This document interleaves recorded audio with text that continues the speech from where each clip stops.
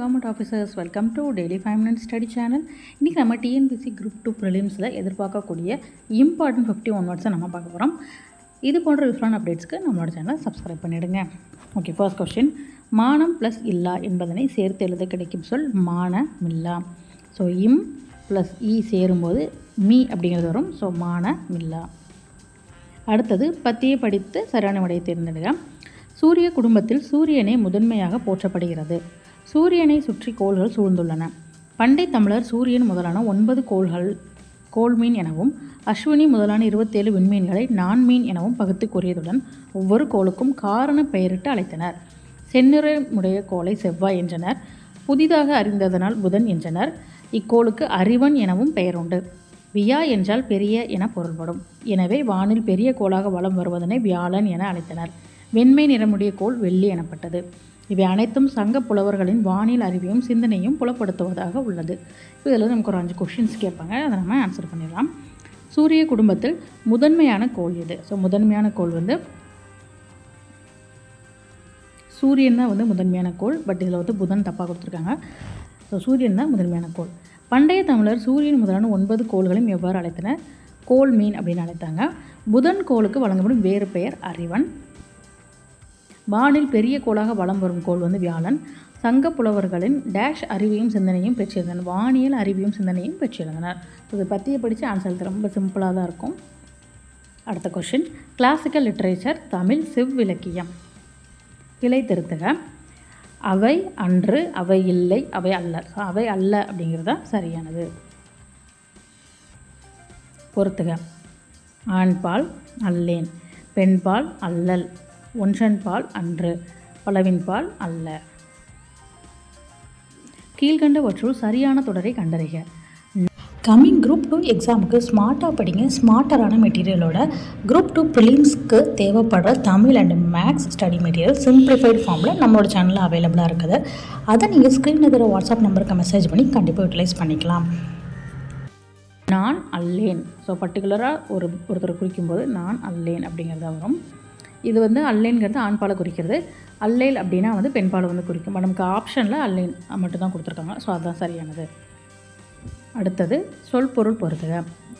ஆளாளம் நஞ்சை, அந்தம் முடிவு, அயன் பிரமன், மால் விஷ்ணு. திருமால் சொல்லலையே, ஸோ விஷ்ணு. அடுத்தது சொல் பொருள் பொறுத்துக. கதலி வாழை, பூகம் கமுகு, கவரி சாமரை, மன்றல் மாளிகை. பிழை திருத்துதல் ஒரு ஓர். சரியான விடையை தேர்க. அந்த ஆப்ஷனில் எது சரியாக இருக்குது அப்படிங்கிறத பார்க்கலாம். ஒரு நண்பர். ஸோ ஒரு மனிதரை பர்டிகுலராக ஒருத்தரை குறிப்பிடும்போது நம்ம ஒரு அப்படிங்கிறத பயன்படுத்துவோம். ஓர் அப்படிங்கிறது எதுனா பல விஷயங்களில் ஏதாவது ஒருத்தர் நம்ம குறிக்கும்போது ஓர் அப்படிங்கிறத சொல்லுவோம். அப்போ ஓர் நூல், பல நூல்களில் ஒரு நூல் அந்த மாதிரி உள்ளது. இதில் தெளிவில்லாதது இருக்கும். ஒரு நூல் சொல்கிறாங்க, அது எந்த நூலுன்னு குறிப்பில்லை. பட் நண்பர் அப்படிங்கிறப்போ ஒரு பர்டிகுலர் பர்சனுக்கு வேண்டப்பட்ட ஒரு குறிப்பிட்ட நபரை குறிக்கிறதுனால இதில் ஒரு அப்படிங்கிறது வரும். பிழை திருத்துதல் ஒரு ஓர். புத்தகம். ஸோ இது ஒரு புத்தகமா ஓர் புத்தகமானா ஒரு புத்தகம்.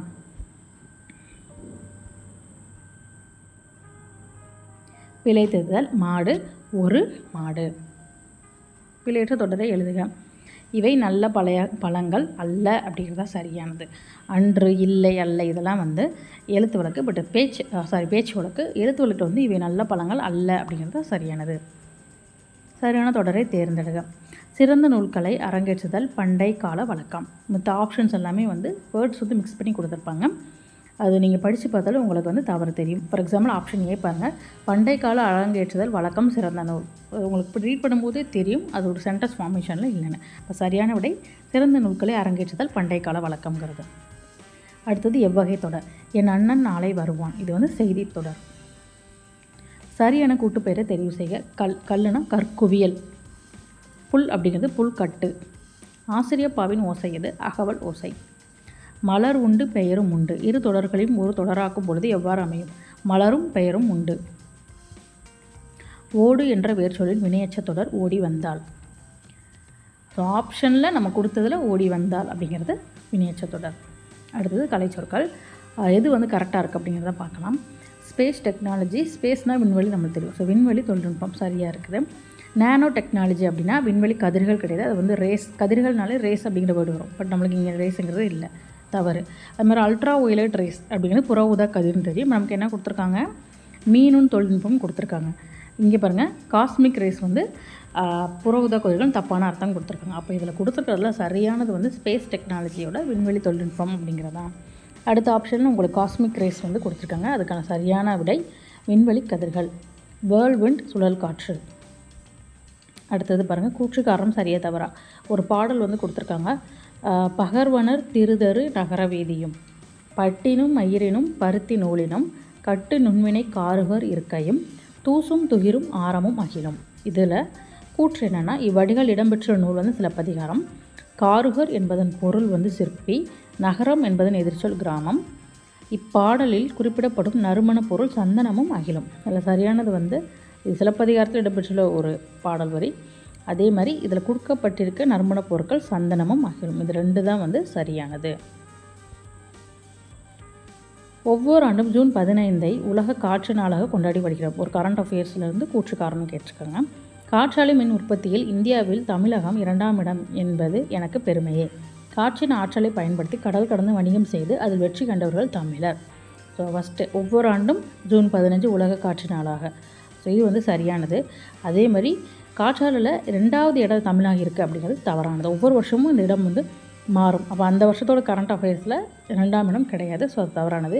3வது கூற்று வந்து சரி. குரில் நெடில் பொருள் வேறுபாடு.